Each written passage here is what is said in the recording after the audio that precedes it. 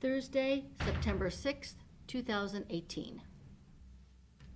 I pledge allegiance to the flag of the United States of America and to the republic for which it stands, one nation, under God, indivisible, with liberty and justice for all. I do not have a pastor here. Could we have a moment of silence for Senator McCain to pass?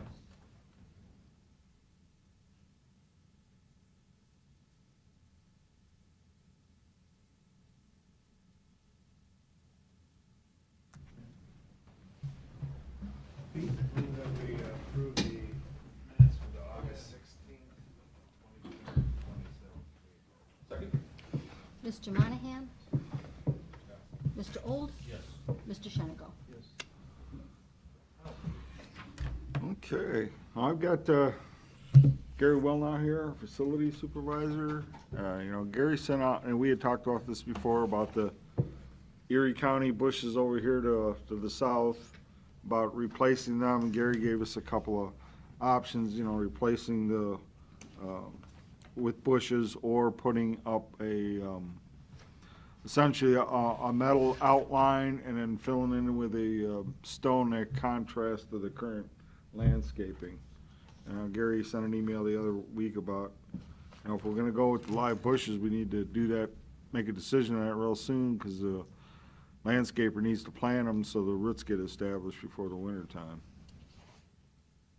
So, what's your pleasure? I like the idea of live bushes, and I like boxwoods.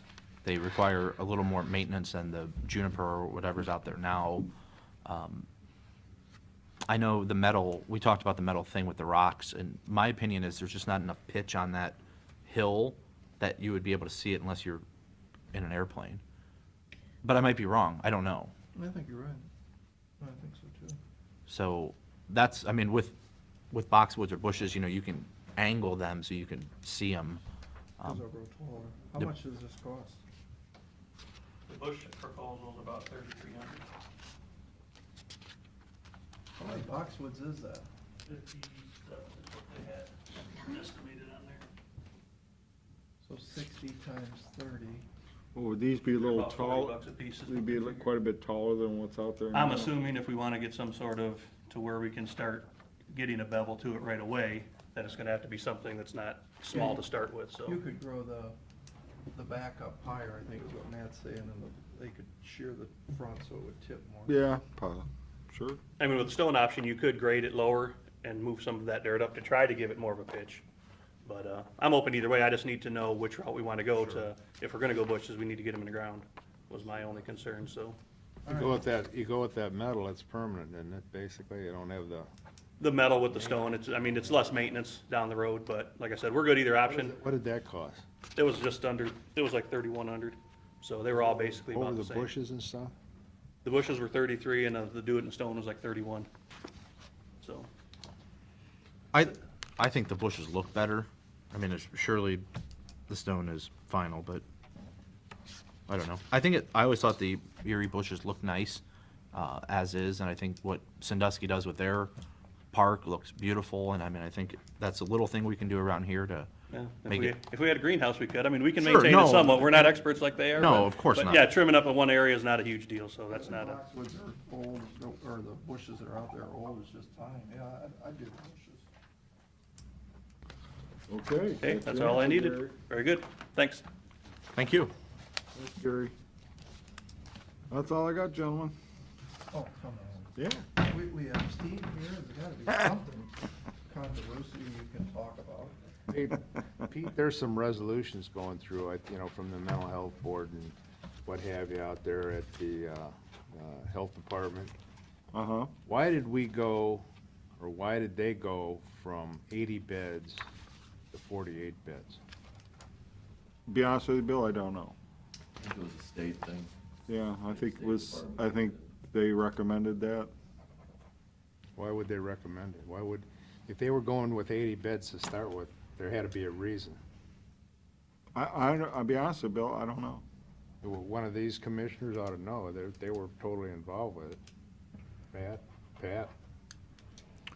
My understanding is the state of Ohio Department of Mental Health said it's got to be 40 beds, and that's it. That was, They had to have a reason. there was, as far as I know, the reason was because, I mean, Because? they said it's not, there's too many people in that building. That was Tracy Plout's Was it, explanation. somebody had said to me that it was because they didn't have enough windows, or they had to have so many windows per, or a window per. She made a comment about there being too many people and it seeming institutional with that many people and that much square footage. Right, but it's not locked in stone. I mean, if there's need out there, I think the bigger question was the local mental health board seemed to feel that there's only 48 people that would need the services. So I think we'll have to wait and see when the Well, 48 get it was a in. big deal when it was initially put up, that it was gonna be an 80 bed, and I think somebody said that they didn't have enough windows, or couldn't put enough windows in, they had to have a window per room. Yeah, but there's windows in every room now. It'll accommodate, I think the building capacity is 138. So I think once they get open, they're just gonna have to wait and see, is there a need for 48 or is there a need for 138? And I guess time will tell. So you say that there could be 138 beds out there? No, that's the building capacity is what I said. Under the Ohio Revised Code, that's the capacity of the occupancy of the building. Okay.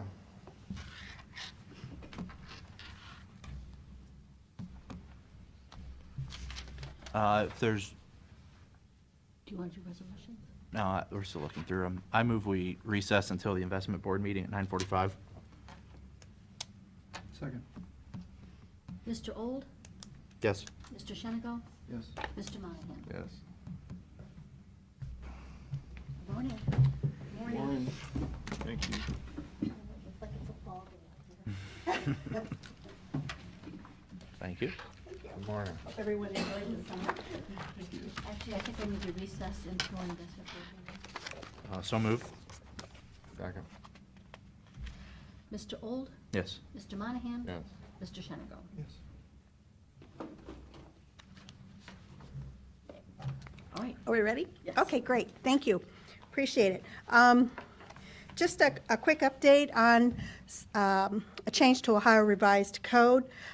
This has been a provision that had been in the works for many years and will now finally be effective September 28th.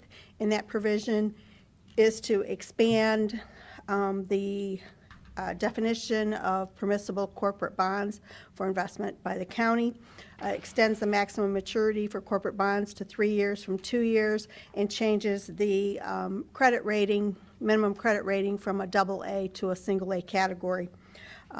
We don't foresee that this will be an opportunity that will be readily available for the county.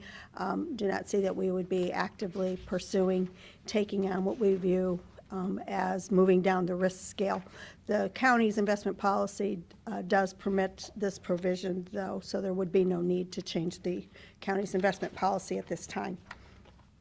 So jumping into what's happening in the markets, if we flip to page 3, of course, the Federal Reserve has been driving the interest rate bus. They have reiterated their commitments to a gradual process of normalization of interest rates. They started this process back in December of 2015.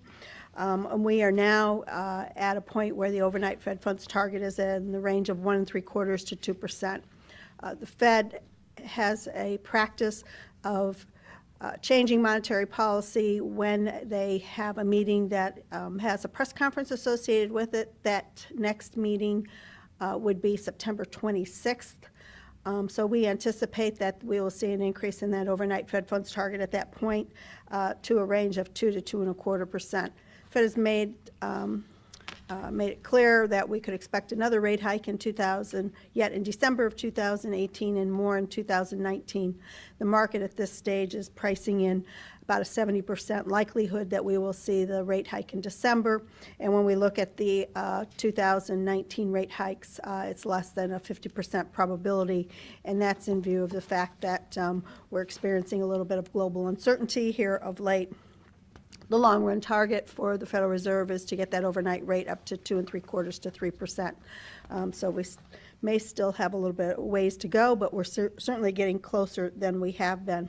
At this stage, the Fed is not seeing any risk of the economy overheating, so not feeling that they need to move faster.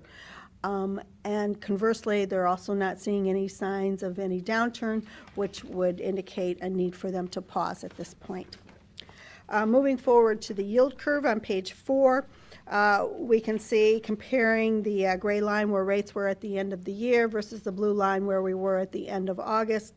The increase in interest rates has been a reflection of the Fed moving the overnight targets up, in addition to the continued economic growth realized in the U.S. as a result of the passage of the Tax Reform Act. We currently are seeing, 2-year Treasury yields around a 265, and the 10-year has been bouncing around just below 3%. Certainly, a flatter yield curve can portend signs that the economic expansion is maybe running a little long in the tooth, and maybe it will start to slow. We're not concerned at this stage that would be the case. If we were to see the yield curve invert, that generally is a indication that the U.S. economy will move into a recession within 6 to 18 months. Moving on to page 5, this is kind of the big issue that's really creating some uncertainty in the U.S. economy and globally, and that is the tariff disputes that are going on. Of course, it started out with tariffs enacted on steel and aluminum back in March, a 25% tariff on steel. The U.S. imports 5 million tons of steel each year. When we look at where those imports come from, the bulk of them do come from the European Union and Canada, and then Mexico is a distant 6.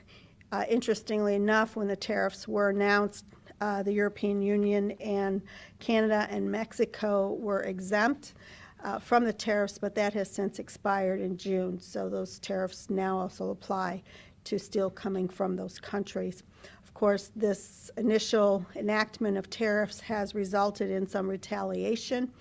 And as a matter of fact, today is the day when we expect that President Trump may make a pronouncement regarding enacting additional tariffs on upwards of $200 billion of Chinese goods. So again, market is somewhat, I want to say, optimistic that irrespective of the tariffs, that the U.S. economy will continue to move along as well.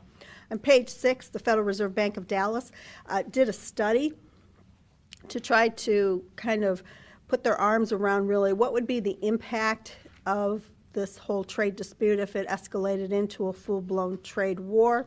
How would this impact the U.S. economy? When we think in terms of the GDP of the U.S. economy, the first quarter of 2018, we had GDP growth of 2.2%. Second quarter, strong growth of 4.1%. Arguably, as some activity was advanced into the second quarter in advance of potential tariffs being enacted. So overall, the U.S. economy kind of chugs along here in the range of 2 to 3% growth.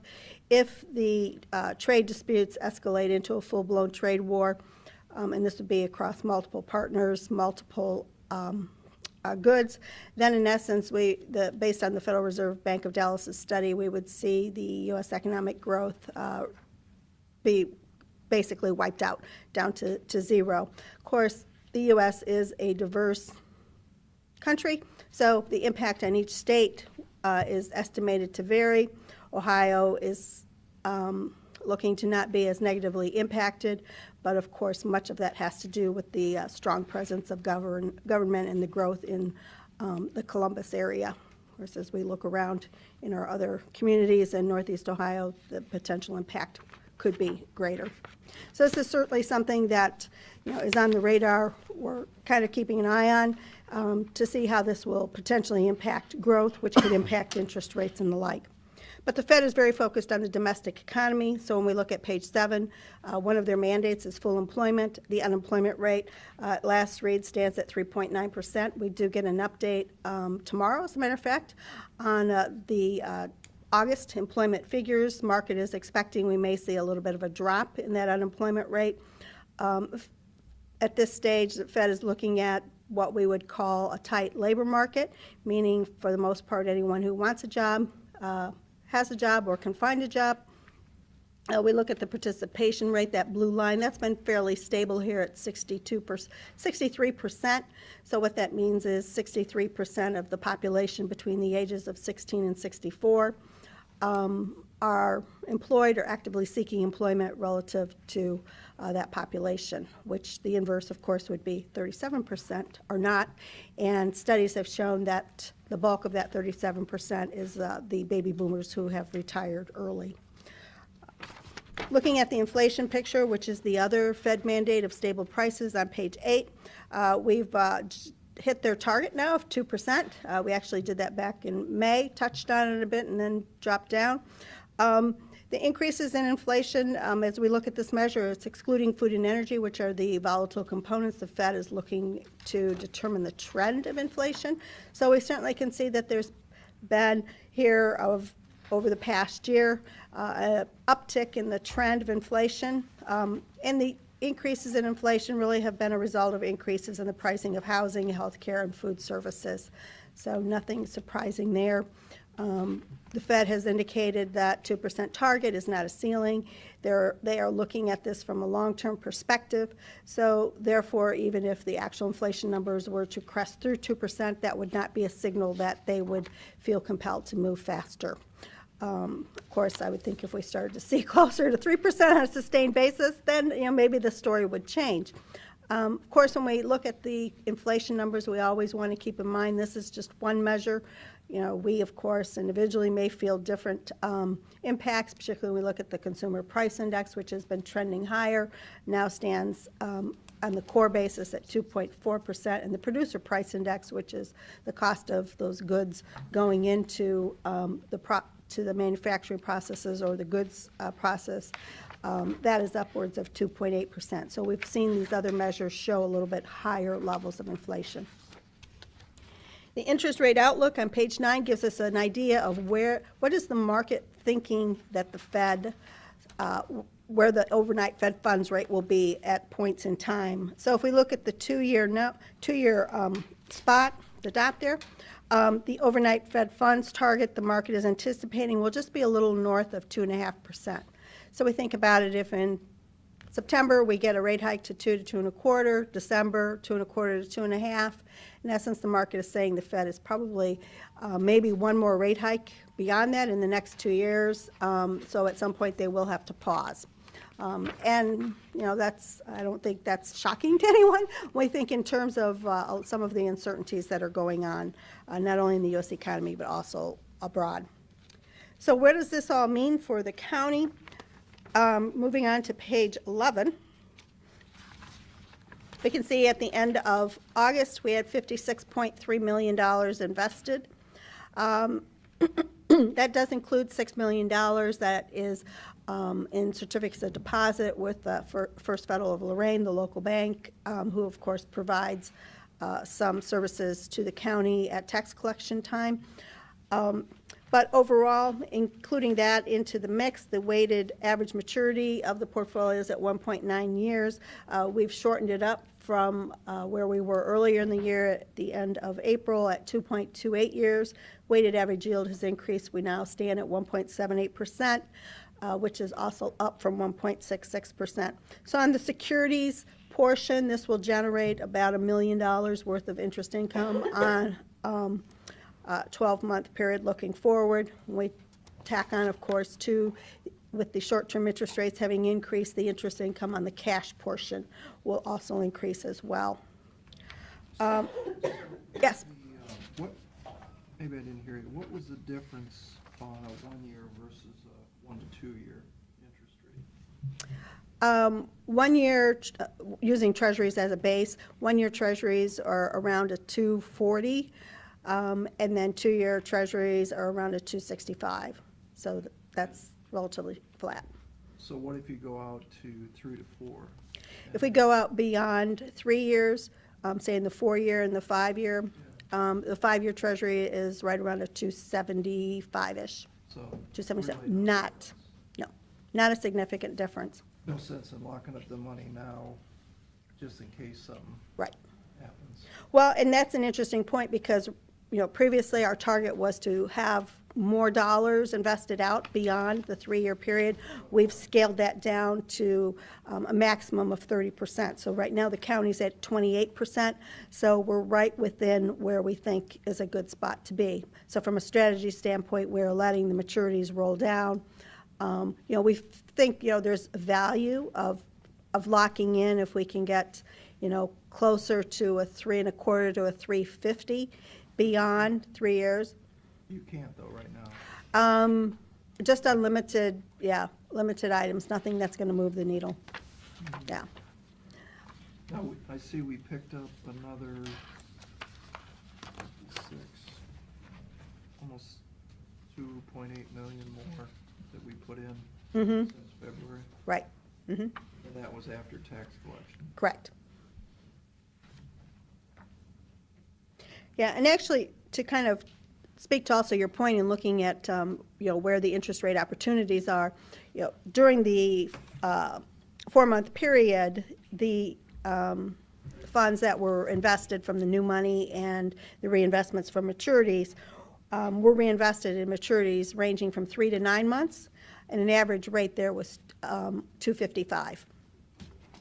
So yes, you can certainly see that the opportunities, we think it makes sense to shorten things up and just continue to not extend until we think the timing is right.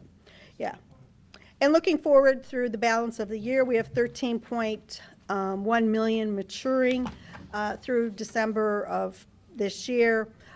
Those investments had an average yield of a 1.45. So if we think in terms of as we're reinvesting those would be reinvested at, on average, around a 250 or better. So that will certainly have a big impact on the interest income for the county. And of course, the asset allocation, the focus has been on picking up commercial paper in the short term because that allows us to gain some yield and yet keep the maturities very short term because commercial paper is limited to 270 days. Okay. Any other questions, comments? No? Great. Thanks for coming out. Thank you.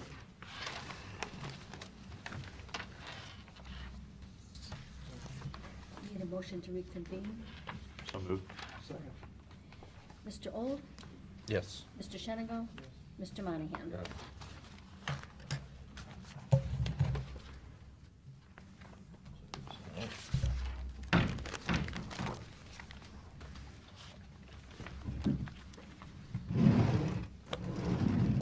Want to read these resolutions? Ready?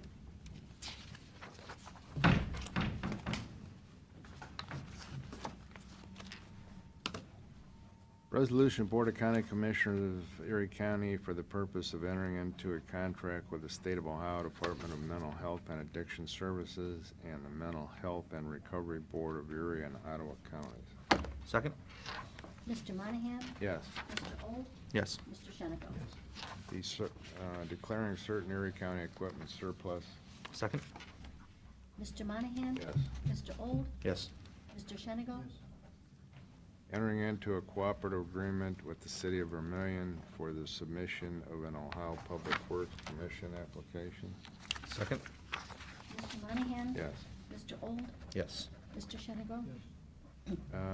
Entering into an agreement with the Erie County Health Department, Erie County Community Health Center Dental Clinic. Second? Mr. Monahan? Yes. Mr. Old? Yes. Mr. Shenigo? Application of the Ohio Public Works Commission and the executive control as required for projects proposed by the Erie County engineer. Second? Mr. Monahan? Yes. Mr. Old? Yes. Mr. Shenigo? Authorizing payment to American Environmental Group. Second? Mr. Monahan? Yes. Mr. Old? Yes. Mr. Shenigo? Declaring certain items surplus and ordering sold or discarded. Second? Mr. Monahan? Yes. Mr. Old? Yes. Mr. Shenigo?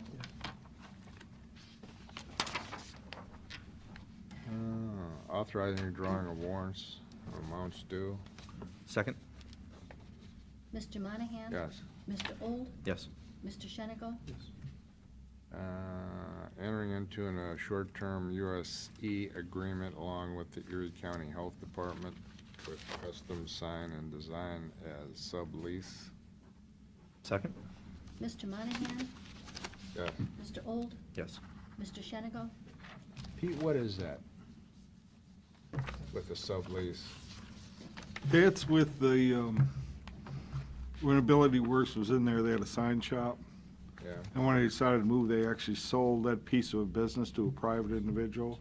You signed those. They still have it in there. They're still operating out of there. But plans are, is they're gonna find somewhere else and they're gonna be moving out soon, Okay. by the end of the year. Yeah, okay. Resolution authorizing $400,000 of county nursing home improvement project revenue bond series 2018 federally taxable. Second? What's this for? This is for the nursing home, to do the renovations. We were gonna authorize up to $1 million, Short term. 5-year. Yep. Mr. Monahan? Yes. Mr. Old? Yes. Mr. Shenigo? Authorizing $550,000 county water system improvement project revenue bond series 2018 federally taxable. Second? Mr. Monahan? Yes. Mr. Old? Yes. Mr. Shenigo? Resolution authorizing $650,000 of county sewer system improvement project revenue bond series 2018 federally taxable. Second? Mr. Monahan? Yes. Mr. Old? Yes. Mr. Shenigo? Resolution consolidating the 3 bond issues of Erie County, Ohio. Second? Mr. Monahan? Yes. Mr. Old? Yes. Mr. Shenigo? Resolution of the Board of County Commissioners of Erie County authorizing the county auditor to make budget modifications and supplemental appropriations. Second? Mr. Monahan? Yes. Mr. Old? Yes. Mr. Shenigo? Resolution of the Board of County Commissioners of Erie County, Ohio authorizing county auditor to make interfund transfers. Second? Mr. Monahan? Yes. Mr. Old? Yes. Mr. Shenigo? If there's no public comment, I move we go into executive session regarding imminent litigation. Second. Mr. Old? Yes. Mr. Monahan? Yes.